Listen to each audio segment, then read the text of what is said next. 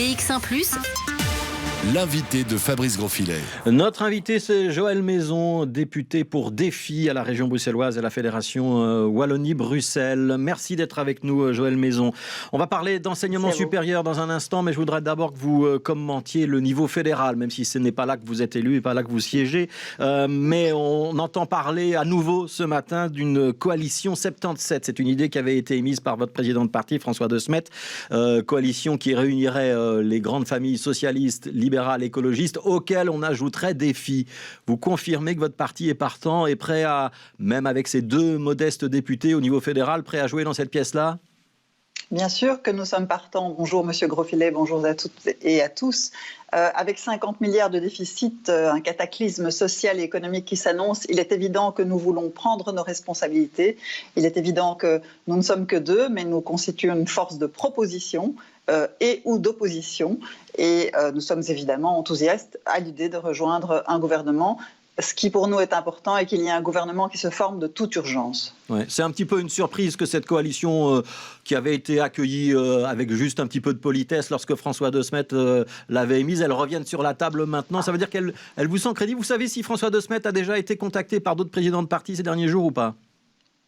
Écoutez, François De Smet est en dialogue constant avec les autres présidents de parti. Je ne sais pas s'il a été contacté par les présidents de parti ce matin, mais effectivement, alors elle a été reçue un peu timidement au début. Maintenant, il y a apparemment un enthousiasme qui est peut-être lié aux résultats des sondages, lié à la pression de l'urgence à former un gouvernement. Mais en tout cas, nous, on sera présents, on est toujours présents pour former un gouvernement, évidemment, sans la NVA. Ça, c'est une exclusive que nous avons posée dès le départ et qui reste évidemment toujours valable aujourd'hui. Alors, on va parler d'enseignement, si vous voulez bien, d'enseignement supérieur. On sait qu'il y a un taux important d'échecs d'étudiants lorsqu'ils rentrent dans le supérieur, que ce soit en faculté ou en hautes écoles. Vous avez une proposition, vous avez déposé une proposition de décret à la Fédération Wallonie-Bruxelles, au Parlement. L'idée, c'est quoi ? C'est pas d'avoir un examen d'entrée, mais d'avoir une sorte d'examen qui jaugerait du niveau des étudiants. C'est ça l'idée ? C'est pas un examen, c'est ni un test, ni un examen, ni un filtre. Ce n'est en aucun cas un obstacle à l'inscription. Donc ça, il faut que ce soit très très clair. Ce que l'on a pensé, c'est qu'il était inacceptable, et c'est inacceptable depuis 30 ans. Il y a 62% d'échecs en moyenne par an en première année dans les hautes écoles ou universités. 6 étudiants sur 10 échouent et on assiste à cela depuis 30 ans sans réagir. Alors effectivement, on vous dira que c'est de la faute à l'enseignement, qui est inégalitaire, au fait qu'il n'y ait pas d'orientation, qu'il y ait un manque de cohérence entre les codes de l'école et ceux des hautes écoles ou des universités. Mais quoi qu'il en soit, ce constat-là, il est là et personne ne réagit face à ce constat. Alors Défi a décidé de réagir et on propose effectivement qu'il y ait une évaluation des acquis de base de chaque étudiant qui souhaite entreprendre des études supérieures, que ce soit en haute école ou à l'université, et que si l'étudiant révèle des lacunes par rapport à cette évaluation, eh bien qu'il soit accompagné pendant tout son cursus, et en tout cas en première année, pour favoriser évidemment le taux de réussite en première année. Ça veut dire que si on n'a pas 60% dans ce que vous ne voulez pas appeler un examen, mais qui ressemblerait donc à un grand test, c'est pas un examen. Si on n'a pas 60% à ce test d'entrée, on doit s'engager à accepter la remédiation. C'est ça l'idée ? C'est un contrat. Si on n'a pas 60%, non, je n'ai pas dit 60%. 60%, c'est aujourd'hui le taux d'échec en première année. Et justement, le but de cette proposition est de le diminuer et d'accroître le taux de réussite en première année. Donc l'idée est de proposer aux étudiants de s'informer sur l'état de leurs acquis de base par un test qui serait généralisé pour tout le monde, éventuellement qui serait proposé en 2 sessions. Si l'étudiant réussit ce test, qui est évidemment fonction des études qu'il souhaite entreprendre... C'est-à-dire que tout le monde ne passerait pas le même test. Ceux qui veulent faire de la science ne passeraient pas le même test que ceux qui font des études de lettres. Il y aura un tronc commun, pour reprendre une expression à la mode, avec la maîtrise de la langue française, des évaluations de l'esprit critique, etc. Mais il y aurait évidemment toute une partie qui serait déclinée en fonction du choix de l'élève ou de l'étudiant. Et si l'étudiant réussit à ce test, évidemment, il a la faculté de s'inscrire, mais il a également la faculté de s'inscrire dans la faculté ou dans le choix d'études de l'option convoitée s'il échoue. Mais auparavant, il doit s'engager à accepter, et l'université ou la haute école doit lui proposer un contrat pour l'accompagner un contrat pour l'aider à la réussite pendant tout le long de son année scolaire. Ça veut dire deux choses, Joël Maison. La première, c'est qu'il faut mettre en place ces fameux tests. Ça veut dire que tous les établissements universitaires et hautes écoles doivent jouer le jeu et qu'il faut une sacrée organisation pour faire ce qu'on fait, par exemple, à l'entrée des écoles de médecine, mais pour toutes les études. Et on reviendra sur la médecine dans un instant. Et deuxième chose, ça veut dire qu'il faut mettre réellement en place des cours de remédiation dans toutes les filières universitaires. Vous avez chiffré le montant de la proposition que vous faites ou pas ? Alors, ce que j'ai chiffré, d'abord, il y a énormément de hautes écoles ou d'universités qui proposent des modules de remédiation. Déjà, ça se fait à l'ULB, ça se fait à Saint-Louis. Il y a des systèmes que l'on préconise dans notre proposition qui sont déjà en place dans des universités, mais ils sont évidemment facultatifs.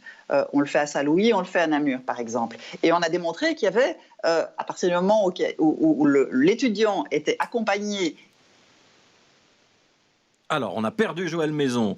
On a un petit souci de bug technique de liaison téléphonique. Est-ce que... Voilà, il faut reconnecter visiblement. Il n'y a pas assez de réseau. Là où se trouve Joël Maison. Donc, vous savez ce qu'on fait? On meuble dans ces cas-là. On essaye de voir si la connexion revient. Voilà, la connexion est revenue.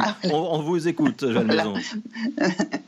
Donc, il y a eu une étude qui a démontré qu'avec 1% de réussite en plus, eh bien, cela permettait de compenser le déficit lié aux échecs. Parce que l'échec d'abord, c'est l'échec pour l'étudiant. C'est un échec personnel, c'est l'échec pour la confiance, l'image de soi. Mais c'est un échec financier aussi et un coût important pour sa famille et pour l'étudiant. Pour sa famille, s'il a la chance d'avoir une famille qui le soutient, mais pour lui aussi, évidemment. Et a fortiori, s'il doit travailler pour payer ses études. C'est aussi un coût pour la collectivité. Et donc, s'il y avait 1% de réussite en plus en première année, il y a une étude qui est consultable à ce propos, eh bien, ça permettrait de financer des modules de réussite et des modules d'accompagnement dans les hautes écoles et dans les universités. Alors vous proposez... C'est quand même singulier. C'est quand même singulier. L'enveloppe est fermée pour les hautes écoles et l'université. Depuis 1998, ils travaillent en enveloppe fermée alors que le nombre d'étudiants ne cesse de s'accroître. Et donc, il est urgent, évidemment, de refinancer les universités et les hautes écoles, mais de les refinancer de manière intelligente, sans nécessairement demander des fonds en plus. Alors, ce test et ce système d'aide à la réussite que vous proposez avec ce système de remédiation, vous le proposez pour toutes les filières et vous dites en parallèle dans votre proposition, on supprime le concours d'entrée en médecine, si j'ai bien compris, on supprime si c'est possible le numerus clausus, mais ça c'est une négociation avec le fédéral. Par contre, on garde un système d'examen dans les écoles d'art. Pourquoi ? Je dirais que les examens dans les écoles d'art sont des examens qui sont quasiment systématiques à l'entrée de toutes les écoles d'art. J'ai regardé un petit peu sur les sites des différentes écoles d'art et c'est vrai que dans les écoles d'art, ils présentent les examens d'entrée et puis ils posent la question, vous les étudiants qui souhaitez vous engager dans les études artistiques, comment vous devez vous préparer à l'école d'art, à cet examen d'entrée ? Et l'école d'art répond sur son site en disant « mais surtout ne vous préparez pas parce qu'en fait l'idée est de désapprendre ».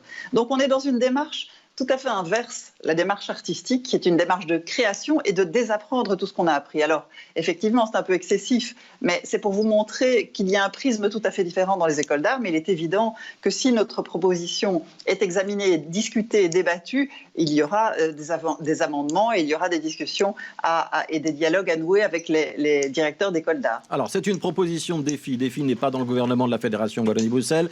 Est-ce que vous avez déjà des retours d'autres groupes politiques et est-ce que vous avez contacté des recteurs ou la Fédération des étudiants francophones pour avoir un retour sur votre proposition ou pas encore ?